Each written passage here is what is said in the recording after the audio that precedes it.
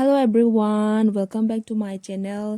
Masidi sangom kheer haubagi video na thagajarake.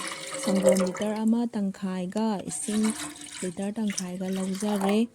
Adugi matungda siana sahandoine. Sida laujari batul sina kheer hau habadi chao angau bidune kg ama laujare. Atopa machalda yubi akangba ilaichi karpur tespat mana sisingse hapsare. Aduga mayamna aigi channel sibu nuksibiduna subscribe, like, comment, share tawbiramo. Sangom ga isinga mixture do hana fajana sawanjare. Adugi matungda atopa machal singdo mathang hapsanjadoine. Tespat mana hana hapsanjare.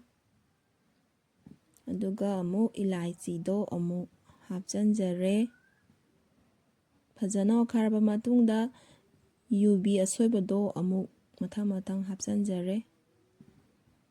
Yam hena thumba pamagadi chini miyam adum hapsanbiyo. Aigi oinadi thumba pamdabagi akoina chini je cup ani tang laujare. Aduga fajana okhaibirani.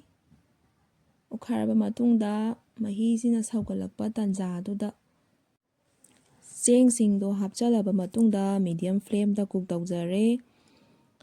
Duga yam toino otpi gadabane natadi kheer phaunina eta napsale nappa haibabu khabai je otpa ngamdage napsale e. Aduna dum khara toino otjare agi sigi kheer phausigi oinadi.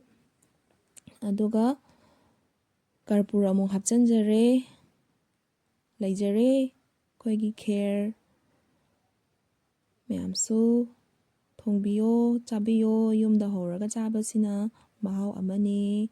Video sibu yengbibagi damakta mayambu amukana thagachari. Thank you.